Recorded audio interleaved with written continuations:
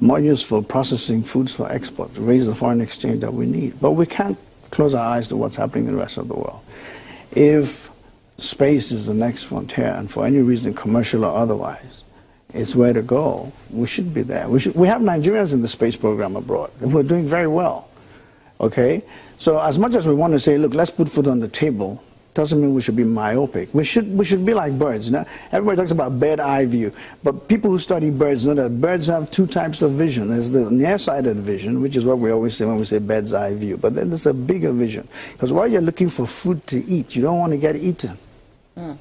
All right? So we need, as a country, we need to be able to put food on the table today, but be abreast with our pairs. We have to be Mr. Ikoku, let me comment here because quite a whole lot you've just touched on this morning, but one would have thought that all of this problem would have been sorted out by the ruling party. Don't forget they have a brand promise, which some Nigerians think that is almost been washed away. How can that be redeemed?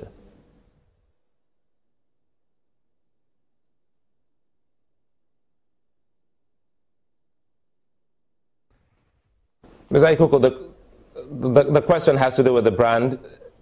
Can you hear me now?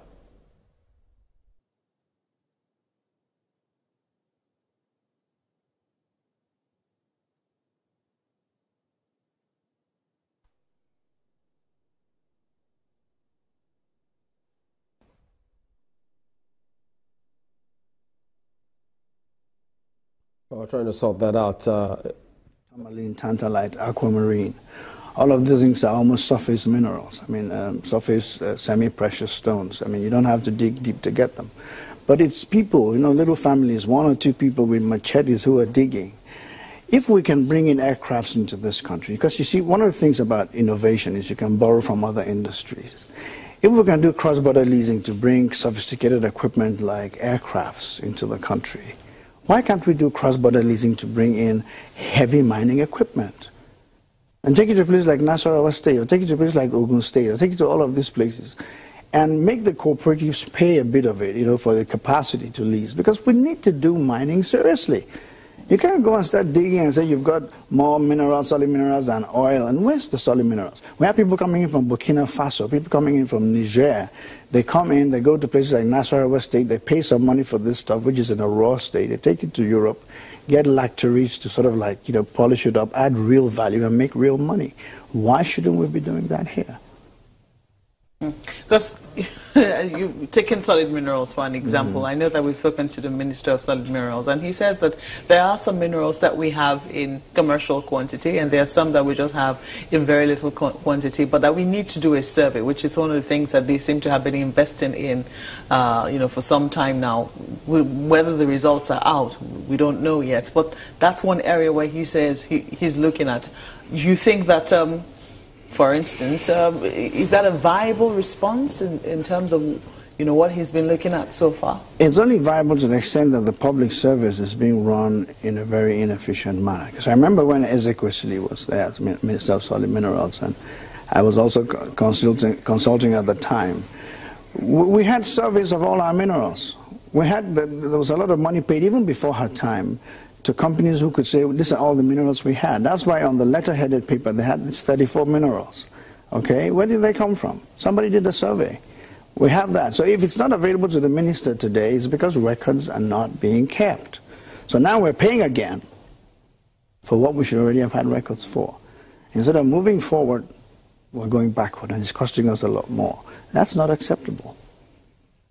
There was a time when Nigerians were not even being spoken to when we talk about solid minerals. But today, during the time, well, back in the day, people started listening to us because we're talking about cadastrals, mining leases, and all of that stuff, and it seems to have disappeared. I might be wrong, but we need to build on those things.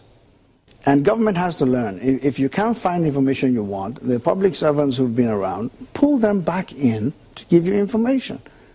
You can't keep reinventing the wheel every time. And with all due respect to the minister, I mean, I wouldn't know what his problems are on a day-to-day basis, but I know we had a survey of all the minerals in Nigeria so many years ago. You can go to the American embassy today, you'll get it. Go to the foreign embassies, you'll get it. But go to the public service, you won't find anything. Let's go to Lagos now for some questions.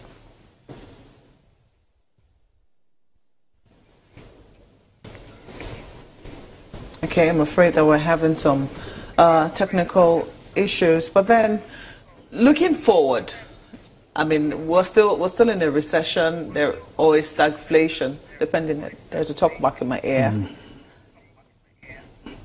Depending on whom you're talking to. Excuse me, please.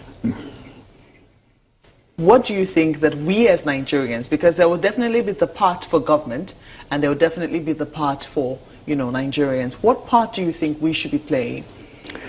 Well, first and foremost, I'm not going to play the label game. Whether it's stagflation, whether it's a recession, the important thing is I can't find money when I need money. I can't find food on my table. I can't help the people I used to help. I was part of the social security system to help pay people's school fees, to take care of widows, to do stuff like that, and I can't do that anymore. So the labels don't matter to me. They matter to people who are interested in econometrics, people who are in charge of monetary and fiscal policy, maybe so. But on my end, there's a book I love by Hernandez de Soto called The Mystery of Capital, and he shows graphically with facts. And there's more money hidden in the mattresses, in the low-income areas, than all the foreign aid we've received in this country since independence. The question is, do we have the instruments to get the average man on the street to pool funds together? We had unit trust in this country in the mid-90s. And today, no unit trust. There's no way to pool money. You've got to be a blue chip company on the stock exchange before you can have access to capital funds. The Securities and Exchange Commission has work to do. The Nigerian Stock Exchange has work to do. We're trying to build entrepreneurs and help them grow. We don't have a third-tier securities market where the requirements are reduced, but they can have access to capital. We are not looking at crowdfunding. Again, like I said, we should be able to borrow from different industries. Take churches, for example. Everywhere you go, there are home fellowships. People gather once a week to have a fellowship. Why can't people gather once a week to have an investment club? Why can't they come together and donate 5,000, 10,000, and instead of doing the age-old Osusu sort of thing, they should be able to look at, and everybody makes a presentation and say, okay, look, this is a great idea. So we pool all our funds in this fellowship, and we put it in your business. So there is a role for the followership? Absolutely. Absolutely. Is government galvanizing that? Does government realize that? Is government galvanizing that enough? Because, I mean, if somebody were to bring the idea, for instance, and say, this is what role we think you guys can also do, this is how we think you can help us, there must be some motivation from some quarters. Are you seeing that from anywhere? Well, there are two answers to that. One is a politically correct answer, which is I hope government is doing that. And the other one is what I really believe, and I think nobody cares. As long as the leaders are not being held to performance standards, they don't care. They can talk up a storm. They can come on the program and tell us all the things that are wrong. We did not bring them to run things that are right. We brought them to fix things that are wrong. So I'm going to quickly interrupt that because we have, less than a minute to close. What would you say to the average Nigerian who's currently watching the show? What would you say, they should be doing in terms of do's and don'ts in a recession, for instance? Lean forward, engage. Things might look difficult, but hey, nobody said it was going to be easy. It's simple. There's going to be pain in the system because we've been taking things out through corruption and through the back door and all of that. There's a correction coming on. I think Buhari's major assignment is to help us with the correction. I don't know about anything else. So there's going to be some pain. And here's what I say to people. If there's going to be pain, then make a choice. It's better to have a stiff neck from looking up than a hunchback from looking down. So get engaged.